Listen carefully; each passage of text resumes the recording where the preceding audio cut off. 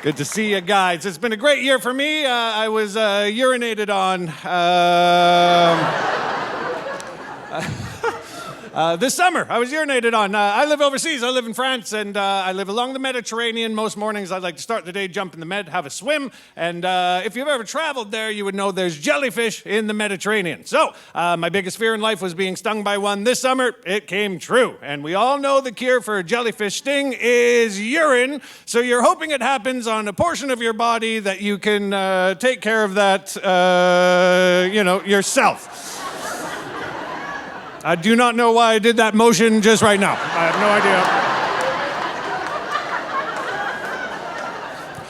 no idea. I think that's a different cure. I believe that's for ticks.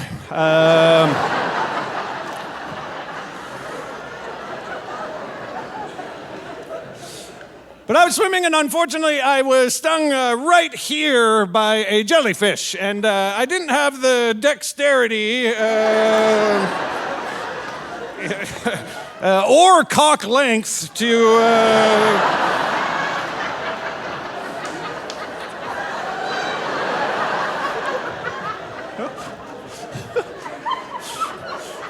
I was in big trouble, all right? I needed help. Now, there was a family walking down the beach towards me, all right? There was a father, there was a mother. The mother was wearing a baby carrier on her chest. There was an infant inside, all right? And they knew I was in trouble because I was rolling around on the sand trying to piss on myself. And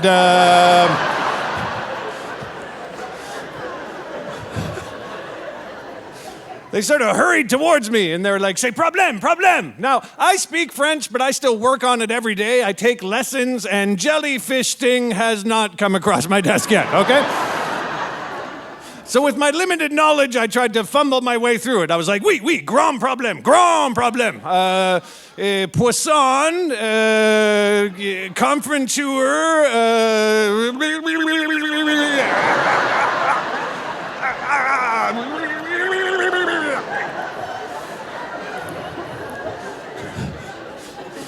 and it worked. They understood what I was trying to get at, you know? Now, at that point, I thought it was going to be hard to find another human being to piss on me. I thought that was going to be difficult.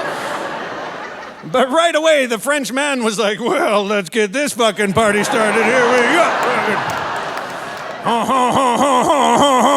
You know?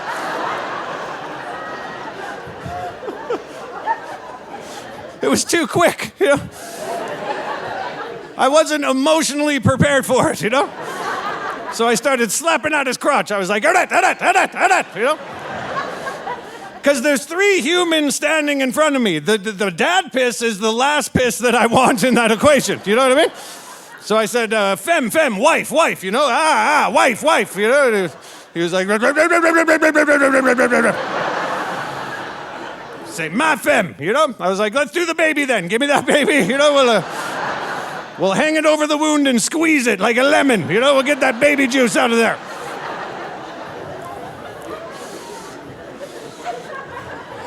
It did not work. So I was urinated on by a Frenchman. And the thing that still haunts me today, all right, it wasn't the temperature of the urine, all right? It wasn't the gentle moaning as he did it.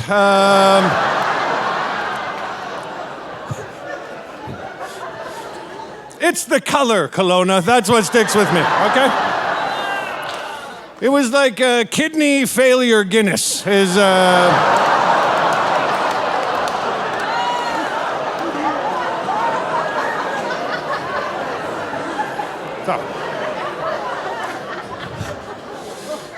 So I'm in therapy. I really am trying to improve my life. You know, I've been doing this a long time, and I'm bored during the days. I've been working 20 minutes a night for 20 years, and I'm at the end of my goddamn rope. I try to make my daytimes fun now. I play these like life skits, you know. I like to do these life skits. And right now, Starbucks is the best ally in my fight, all right? Starbucks, what they do, you order a coffee, quite often they'll write your name in big, bold letters with a felt marker. People forget about that their name's on their cups. So I go to all these cities, I walk around town, I look at everybody's cups, all right? And I'm looking for the name Marty, all right? And every once in a while, the sun shines on me and I see a Marty out there. And what I do is I bolt as fast as I can directly at that human being, all right? And I scream, I go, Marty! All right? And he's terrified, he has no idea who I am, right? And then I go, I'm from the future, Marty!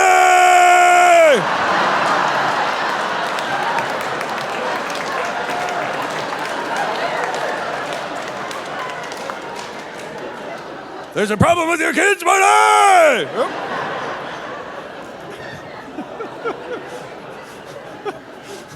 I love how most of you are laughing at that, except there's just this one girl from Gen Z right here just staring at me. Like, who the hell is Marty? What are you talking about? It's a motion picture flicker show, young lady.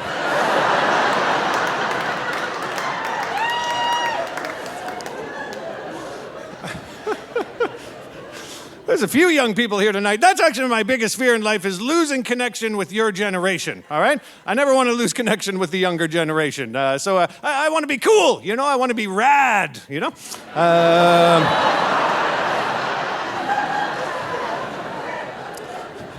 So I asked for help. I got on Google. I got on the Google, you know? And I just Googled, I said, what does Gen Z care about, Google? And right away, Google told me that they care about sex positivity, everybody, all right? And they even have a phrase for it. They say, you should be able to fuck what you want, when you want. Gen Z. And I think that's beautiful. Good for you, Gen Z. But what pisses me off about that is that you're so cocky, your generation, that you think that you invented it. That's what pisses me off, okay? I've got news for you. On behalf of all of us, you are teenagers. We were all that horny when we were your age, okay? When I was a teenager, I had this foam soccer ball is what I had, everybody, okay? And I cut a hole in that soccer ball. And I fucked that soccer ball for 4 years. That's what I did.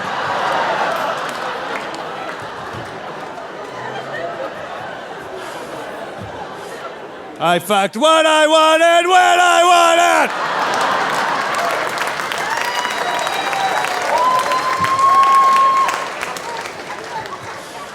Oh, that soccer ball had a rough high school career. I will tell you that.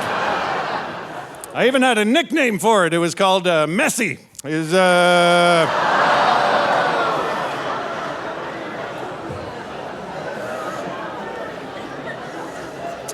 Messi's a professional soccer player, young lady.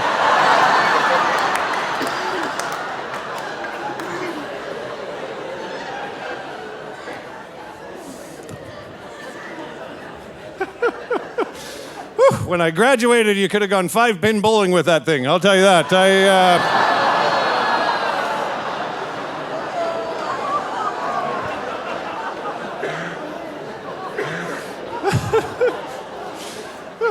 God, I love this town. I really do. People always ask me if I miss living in Canada. I do. There's one law. The biggest difference between France and Canada, this one law just pisses me off, is did you guys know when you're drunk at 3 in the morning, in Canada, it is illegal for you to walk through the drive-thru at McDonald's? Did you guys know about that law? That's a... Yeah. Of course, Rutland. Oh, yeah. Oh, yeah, bud.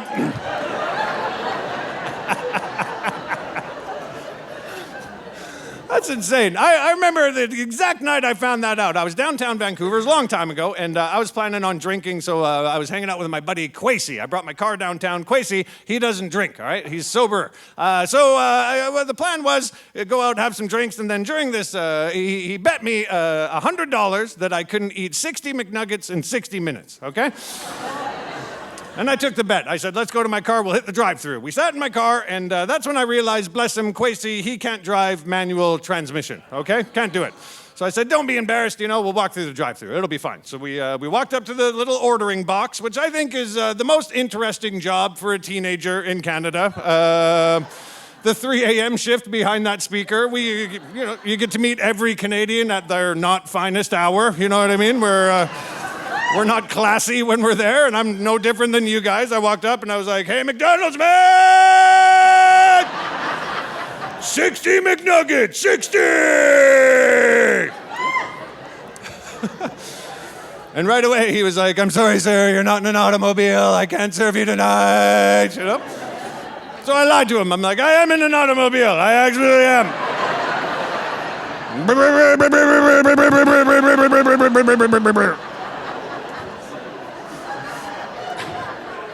And he was like, no, you're not. There's a video camera. I can see you.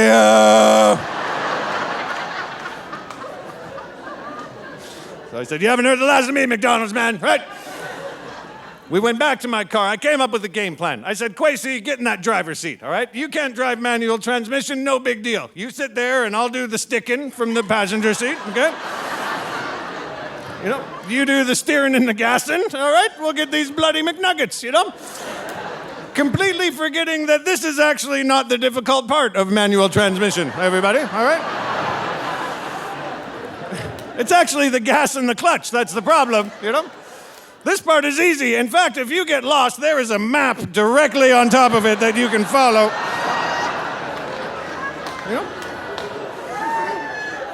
You don't got to be Dora the Explorer to figure it out, So we put our plan in action, and it's going terribly, all right?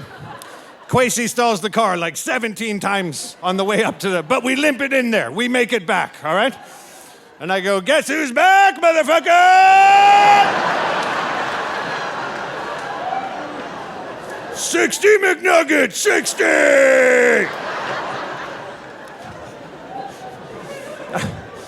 Now, at this point, I'm very proud of myself, okay? I beat the system, but the kid inside, he is terrified, all right? He's thinking this maniac is operating an automobile right now, okay? And he did what every reasonable human being should do. He called the cops immediately, okay? And then he kept his mouth shut. He doesn't say a thing, all right? Handed us the McNuggets. We're on our way. Kwesi stalls it like 9 more times as we're trying to leave. Top of the drive-thru. All right, cops. They come to our window. They say, boys, what the hell is going on here? There's a kid crying inside. You were obviously drunk. I watched you stall the car 9 times as you were trying to leave. Now, I was the drunk one, so I figured I better be the one talking to the cops, right? That's how that works. I'm going to smooth this over right quick, right? So I said, listen, big boy in blue, you don't got to worry about a goddamn thing. My buddy Kwesi's sober as a judge. He just can't drive the manual transmission, but I'm doing the sticking, and he's doing the steering, so, well, why don't you get back in your Buffalo taxi and fuck off? How does that sound?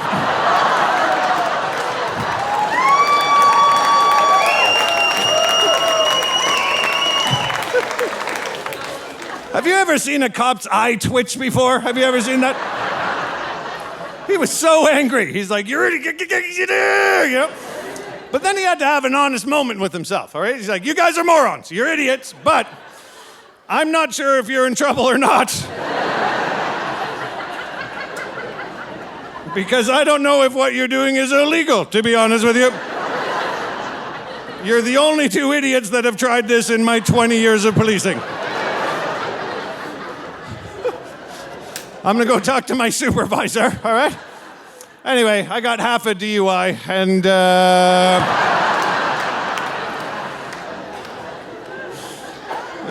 had to move to Europe. And in case you're wondering, that night I ate 60 McNuggets in 60 minutes, Kelowna. You're goddamn right, I did it. I did it. $100. Yeah. I want to talk to you guys about a special lady in my life. This is a reoccurring character in my comedy routine. If you've seen me before, maybe you've heard of my Aunt Christine, all right? Here's the deal. Quick rundown. She's in her 90s and she's on Facebook, all right? And she's very active on it. She does daily status updates. They're the most adorable thing you've ever read in your life, all right? So what I do is I get one of her status updates, I read you hers, and then I go back and get mine from the same day, and I'll read you mine, and we'll see who the better human is, okay? It'll be fun. So the first, she says, as I get older, my eyes are failing me. Though somehow I see more clearly the real beauty of friendships. Aww. Mine from the same day, saw my buddy Pete take a puck in the balls today.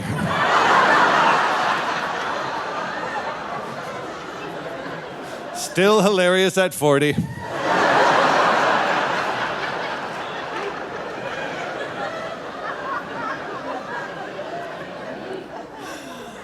Aunt Chris says, marry your best friend, because in the end, it's the laughs you share you'll remember the most. Aww. Mine, I like my women like I like my pizza. Large Hawaiians.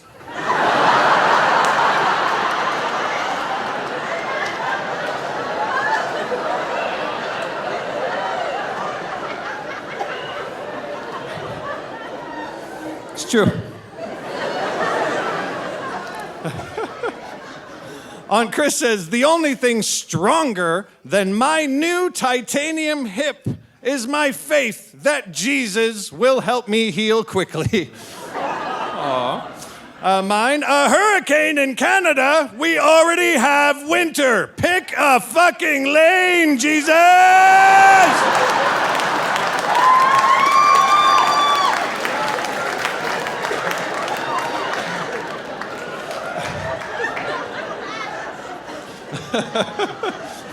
I thought that lady was rushing the stage at first.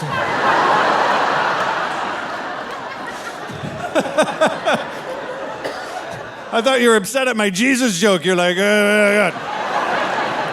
I'm gonna Will Smith the shit out of this guy.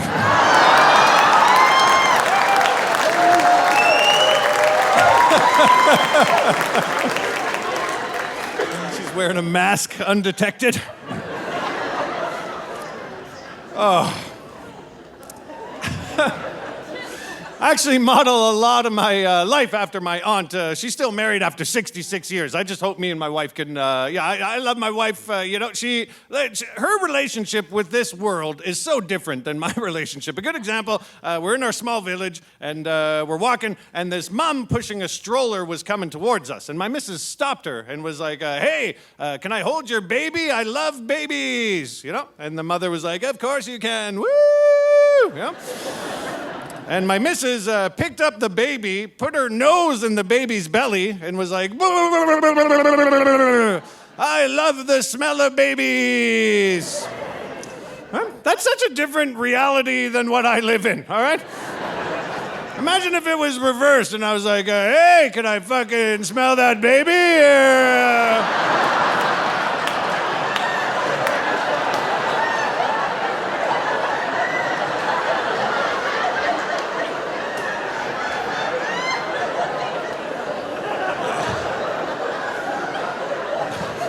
Oh, that's a fresh one. That is a fresh one.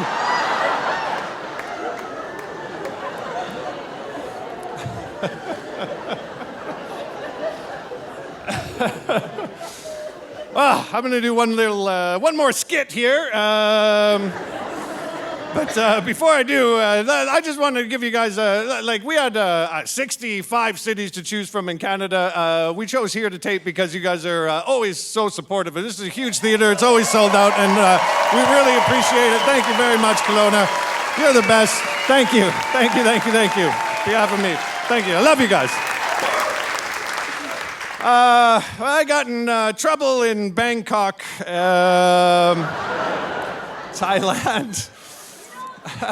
I do comedy tours over there now. You know? It's one of my favorite places to do comedy tours. I'd never been to Bangkok, so this is just advice for those of you that are thinking about traveling there, and you haven't yet. But when you get to Bangkok, you're going to be very excited, all right? You'll probably go to... Excuse me. I don't know how I can continue. But when you get to Bangkok, you're going to be excited, all right? You're going to go to a drinking district like Koh San Road or something, and what's going to happen is people are going to offer you balloons, all right? And in our culture, that sounds very innocent. Who doesn't love a balloon in Canada, right? So I bought one immediately, and I thought I'd walk around Bangkok and just show people, like, hey, balloon, woo! Yeah? So I was walking away with my purchase, and the man that sold it to me was like, whoa, whoa, whoa, whoa, no, inhale, in lung, inside. And I was like, oh, okay, I guess this is Bangkok. And I took whatever gas was in that balloon and inhaled it all into my lungs, okay? And then I blacked out for 6 hours. I have no idea what happened, all right? But when I came to, I was missing my wallet, my phone, and my passport, all right? All my pockets were empty. I was in bad trouble. For the first time in my life, I needed the Canadian embassy, all right? Now, I was walking towards the embassy, and as messed up as I was, I had the wherewithal to think, how am I going to prove I'm a Canadian? I got no identification. How does this work, you know? And I got there, and I pressed the buzzer at the gate, and I'll be honest with you guys, I Canadianed up my voice a lot in that moment, okay? Just to prove I was part of the club, you know? Went back to my farming roots. They're like, how can we help you? And I was like, oh, fuck, bud, how's she going?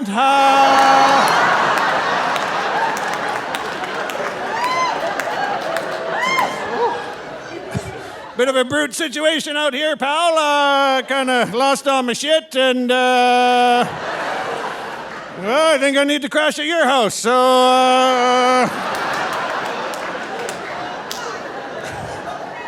why don't you fire that gate open, pal, and Peter Mansbridge, Wayne Gretzky.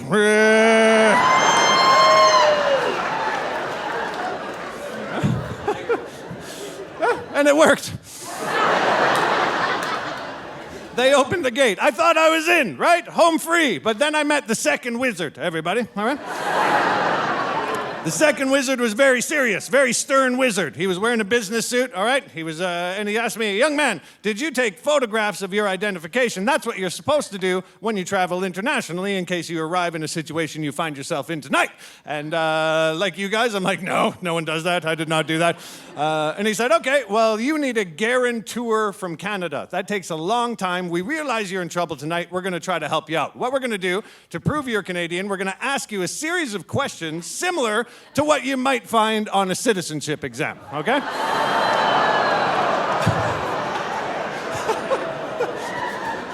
I love as a crowd you guys have all decided, well, this guy's fucked. Okay.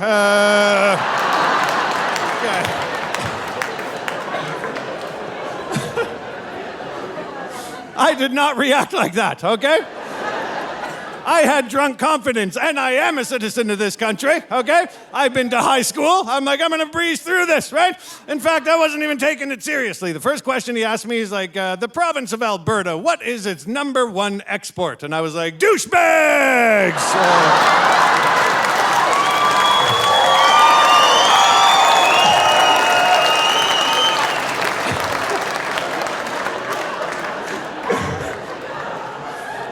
And that pissed him off, okay?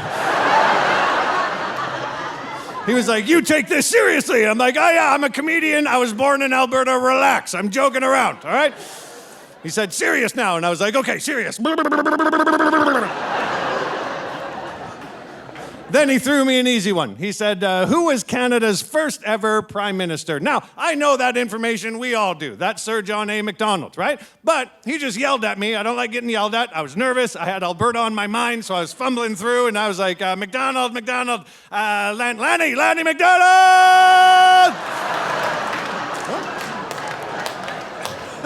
And that was it.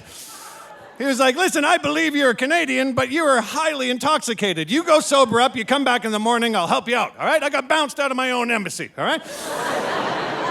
So now I'm walking around Bangkok. I'm scared to death. I don't know where I'm going to sleep. And I passed by the American embassy. And I was like, well, might as well give these fuckers a try, you know?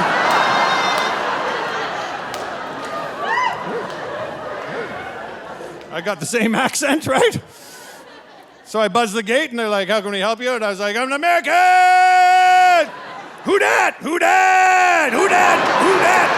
Who dat? I need a Bible and a gun immediately. Yeah?